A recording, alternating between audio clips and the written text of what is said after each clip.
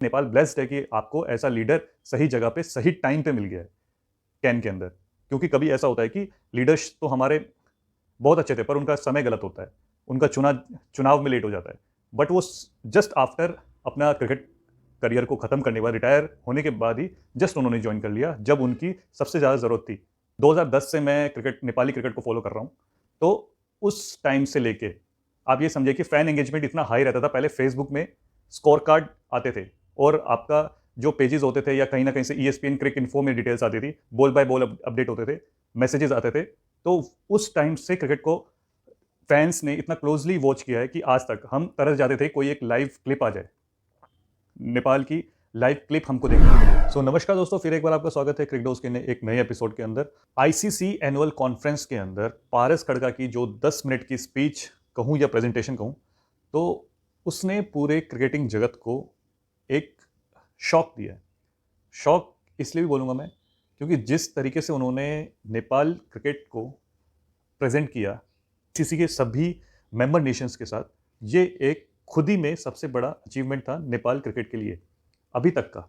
और नेपाल इस साल दूसरी बार लगातार ICC digital fan engagement award जीतने में कामयाब रहा है, लगातार दूसरी बार बैक टू बैक। पिछले साल भी जीता था, इस साल भी नेपाल के हाथ ये अवार्ड लगा है। सिर्फ एक 3 करोड़ की पॉपुलेशन वाला कंट्री जिसका फैन एंगेजमेंट डिजिटली पूरे वर्ल्ड में सबसे ज़्यादा है, ये खुद में भी आपको हैरान कर देने वाला स्टैट है। इंडिया, ऑस्ट्रेलिया, पाकिस्तान, इंग्लैंड जैसे कंट्रीज को पीछे छोड़ते हुए नेपाल ने यह अवार्ड जीता है। ऑन द फील्ड और ऑफ द फील्ड दोनों ही जगह नेपाल अपनी एक अलग ही पहचान छोड़ रहा है वर्ल्ड क्रिकेट के आगे। पारस खड़का की लीडरशिप में आने के बाद कैन के अंदर का माहौल ही चेंज हो गया।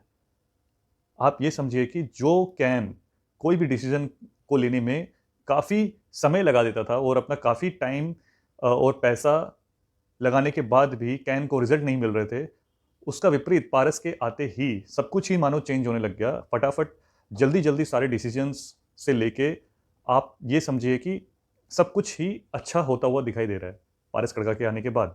पारस खड़का एक नेपाल का ग्लोबली फेस बन चुके हैं।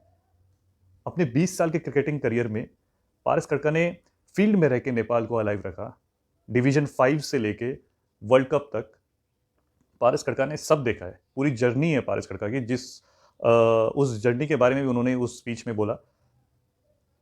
उस प्लेयर ने नेपाल की क्रिकेट को नेक्स्ट लेवल पे ले जाने के लिए पूरा अपना जो जीवन होता है वो समर्पित कर दिया है, हम ये बोलेंगे। नेपाल ब्लेस्ड है कि आपको ऐसा लीडर सही जगह पे सही टाइम पे मिल गया है कैन के अंदर। क्योंकि कभी ऐसा होता है कि लीडर्स तो हमारे बहुत अच्छे थे पर उनका समय गलत होता है, उनका चुनाव में लेट हो जाता है। बट वो जस्ट आफ्टर अपना क्रिकेट करियर को खत्म करने के बाद, रिटायर होने के बाद ही जस्ट उन्होंने ज्वाइन कर लिया जब उनकी सबसे ज़्यादा ज़रूरत थी। पहले उनकी टीम में सबसे ज़्यादा ज़रूरत थी, रिटायर होने के बाद उनकी बाहर ज़रूरत थी मैनेजमेंट में। तो तभी वो इलेक्ट होके कैन के सेक्रेटरी पद पे आके बैठे हैं। एक चीज़ आप लिख के रख लीजिए कि आने वाले समय के अंदर पारस खड़का को आप ACC के टॉप रोल्स में देखते हुए नजर आएंगे। ACC, एशियन क्रिकेट काउंसिल के टॉप जो लीडर्स होते हैं उनकी लिस्ट में आप पारस खड़का को आने वाले साल में देख सकते हैं। क्योंकि एशियन क्रिकेट एसोसिएट क्रिकेट है एशियन कंट्रीज का, उसको बखूबी जानते हैं पारस खड़का। और जिस हिसाब से उन्होंने नेपाल को एक मतलब कि ग्राउंड लेवल से ऊपर तक नेपाल को लेके आए हैं, ऐसे ही लीडरशिप की ज़रूरत है ACC को भी। क्योंकि जनरली आप देखेंगे कि ACC के अंदर मोस्टली इंडियन, पाकिस्तानीज, श्रीलंकन, बांग्लादेशीज ही लीडर्स ज़्यादातर आपको वर्क करते हुए दिखेंगे। क्योंकि दोस्तों आपको ये छोटी सी एक बात बता दूं कि जब ये सभी कंट्रीज जो आजकल टेस्ट प्लेइंग नेशंस हैं, उनकी क्रिकेट का जो संगठन था वो उसी टाइम से, उन्होंने कभी डिवीजन 5 से नहीं खेला ऊपर कभी cricket. Division 5, division 4, division 3, division 2 वो ग्रोथ उन्होंने नहीं करी। वो डायरेक्टली ही इंटरनेशनल क्रिकेट के अंदर अपना कदम रख चुके थे। तो ये डिवीजन जो कल्चर आया है ये काफ़ी बाद आया है, ये काफ़ी छोटे नेशंस वहाँ से निकले हैं। तो उस जर्नी का हिस्सा होने वाला इंसान ही उस जर्नी को जो क्लोजली जिसने वो देखा है वही जान सकता है कि उनको किस चीज़ की डेवलपमेंट की ज़रूरत होती है, उन कंट्रीज़ को किस चीज़ की नीड होती है। तो वो अच्छी तरह पहचान पाएगा कोई नए कंट्रीज़ जो क्रिकेट अभी जस्ट स्टार्ट कर रहे हैं। तो ACC का जो डेवलपमेंट प्रोग्राम है उसमें पारस खड़का जैसे लोगों की जरूरत होती है। मैं नहीं चाहता कि मैं, ये थोड़ा अलग टॉपिक है, मैं नहीं चाहता कि अभी पारस खड़का नेपाल क्रिकेट को छोड़ के एसीसी ज्वाइन कर ले, बट कहने का मतलब मेरा ये है कि मैं एक जस्ट एक आपको रेफरेंस पॉइंट दे रहा हूँ कि किस लेवल का टैलेंट पारस के अंदर है, किस लेवल की सोच, किस लेवल का लीडरशिप क्वालिटी उनके अंदर है, जो कि वो और आने वाले टाइम पे लॉन्ग मतलब कि लंबे समय तक मुझे लगता है कि अगर पारस खड़का कैन के साथ जुड़े रहे तो नेपाल क्रिकेट वो सब ऊंचाइयां देखेगा जो वो ड्रीम करते थे, जो पारस खुद ड्रीम करते थे, वो सभी ऊंचाइयों तक वो अपनी टीम को ले जा सकते हैं, उतने सक्षम वो हैं। कि क्रिकेट डिप्लोमेसी एक ऐसी चीज़ है जो दो देशों के बीच में एक ब्रिज का काम करती है, एक गैप को कम करती है, दो देशों को क्लोज लाती है क्रिकेट के थ्रू। इसका एग्जाम्पल मैं आपको दूंगा कि इंडिया पाकिस्तान के बीच में इतनी बड़ी मतलब कि इतना टफ कंपटीशन होता है, आप सभी को जानते हैं। इंडिया पाकिस्तान का match one of the most worst match भी होता है पूरे वर्ल्ड के अंदर। राइवलरी इतनी स्ट्रांग है और इतनी पुरानी है कि बहुत ही ज़्यादा अमेजिंग माना जाता है। इन देशों के बीच में भी जो तकरार हैं, जो विवाद हैं, उनको अलग रख दिया जाए तो क्रिकेट इनको आपस में जोड़ने का काम करता था पहले, अभी भी करता है। बट कभी कभार क्या होते हैं कि पॉलिटिक्स और चीज़ें गेम्स के ऊपर हावी होने लगती हैं। तो गेम्स मतलब कि कोई भी खेल उन सभी को आपस में लाने का काम करता है, दो देशों को जोड़ने का काम करता है। क्रिकेट डिप्लोमेसी भी एक वैसा ही एग्जाम्पल है। तो नेपाल भी वो क्रिकेट डिप्लोमेसी का एक एग्जाम्पल हो सकता है और उसके फेस बन सकते हैं पारस खड़का। अब आईसीसी नेपाल को किसी भी हालत में इग्नोर नहीं कर सकता। आप ये देखिए कि आईसीसी को भी व्यूअरशिप की ही टेंशन है।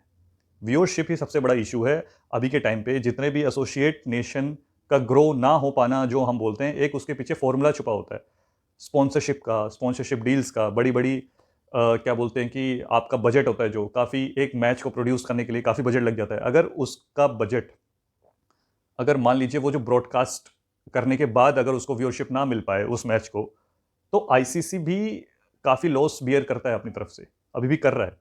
काफ़ी कंट्रीज के अगर वो मैच ब्रॉडकास्ट करता है तो उस लेवल का व्यूअरशिप उसको नहीं मिल पाता है। बट ये नेपाल के केस में बिल्कुल भी नहीं रहा शुरू से ही। जब नेपाल के मैचेस, मैं डिवीजन 5 से ही फॉलो कर रहा हूँ, आज से नहीं हूँ। डिवीजन 5 आई थिंक 2010 से मैं क्रिकेट, नेपाली क्रिकेट को फॉलो कर रहा हूँ। तो उस टाइम से लेके आप ये समझिए कि फैन एंगेजमेंट इतना हाई रहता था। पहले फेसबुक में स्कोर कार्ड आते थे और आपका जो पेजेस होते थे या कहीं ना कहीं से ईएसपीएन क्रिक इन्फो में डिटेल्स आती थी, बॉल बाय बॉल अपडेट होते थे, मैसेजेस आते थे। तो उस टाइम से क्रिकेट को फैंस ने इतना क्लोजली वॉच किया है कि आज तक हम तरस जाते थे कोई एक लाइव क्लिप आ जाए, नेपाल की लाइव क्लिप हमको देखने को मिले, कि लाइव लाइव वीडियो कहीं से आ जाए, किसी भी एंगल से आ रही हो, बेशक कोई अपने मोबाइल से रिकॉर्डिंग ही कर रहा हो, बस वैसे मैच को भी देखने के लिए तरसते थे। तो वो समय से लेके आज जब नेपाल एक अच्छे खासे प्रोडक्शन, जो आईसीसी का जो प्रोडक्शन क्वालिटी होती है, कैमरा क्वालिटी होता है, उसके अंडर जो लास्ट T20 वर्ल्ड कप में हमने नेपाल को खेलते हुए देखा, वहां तक तो ये जर्नी बहुत ही लंबी रही है क्रिकेट फैंस को के लिए। जो ट्रूली नेपाली क्रिकेट फैन है वो समझ रहे होंगे मेरी बात से और अग्री भी करेंगे। सजेशन यही रहता है हमेशा कि जहां से आपको रिजल्ट मिल रहा है आप वहां पर इन्वेस्ट कीजिए, जहां से आपको अच्छा खासा बेनिफिट हो सकता है आप वहां भी इन्वेस्ट कीजिए, साथ साथ में और जगह भी इन्वेस्ट कीजिए, पर उस पर ज़्यादा ध्यान दीजिए। अब नेपाल ने अब अब आईसीसी ने नेपाल को यूएई या अब माना कि यूएई, मलेशिया, सिंगापुर जैसे कंट्री फाइनेंशियली बहुत स्ट्रांग हो सकते हैं, जहां पर आईसीसी अपना चाहता है कि क्रिकेट को ग्रो करना, फंड लगा के, स्टेडियम्स बना के, इन्वेस्ट करके, मनी से, अपने रिसोर्सेज, अपने मनी से इन्वेस्ट करना चाह रहा है। बट वहां से आपको क्या रिजल्ट मिल रहा है? इतने सालों में यूएई ने या और एसोसिएट कंट्री ने आपको क्या रिजल्ट ला के दिया? अभी तक अपनी होम ग्रोन टीम्स नहीं बना पा रहे वो कंट्री। अब अभी तक अलग अलग कंट्रीज से प्लेयर्स इंपोर्ट करके अपनी प्लेइंग 11 में डाल डाल के उनको ज़बरदस्ती ही पुश कर रहे हैं। आपने जब होम ग्रोन प्लेयर नेपाल के अंदर देखे हैं, तो ऐसी जगह पे आईसीसी इन्वेस्ट ना करके और जगह, अभी मैं चाहता हूं कि आपने और जगह बहुत ट्रायल और एरर करके देख लिया, बहुत ट्राई करके देखा, बहुत ही जगह इन्वेस्ट किया, रिजल्ट आया नहीं कहीं से।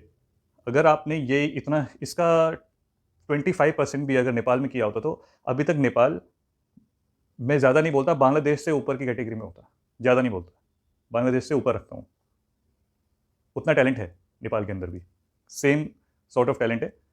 बट इनको समय पे एक्सपोजर ना मिलने के कारण आज हम थोड़ा पीछे हैं उनसे। बट कोई बात नहीं, ज़्यादा देर नहीं हुई है। अगर हम आएंगे, मतलब कि आएंगे तो एक बड़े बैंग के साथ आएंगे। तो दोस्तों, कैसी लगी आपको ये वीडियो? दिल खोल के अपनी राय और अपनी कमेंट रखिएगा। अगर आपको वीडियो अच्छी लग रही है तो वीडियो को लाइक ज़रूर कर दीजिएगा। चैनल को सब्सक्राइब करना भी मत भूलिएगा। ऐसी ही वीडियोस हम हमेशा आपके लिए लाते रहेंगे। तो मिलेंगे आपसे अब नेक्स्ट वीडियो में। तब तक के लिए नमस्कार।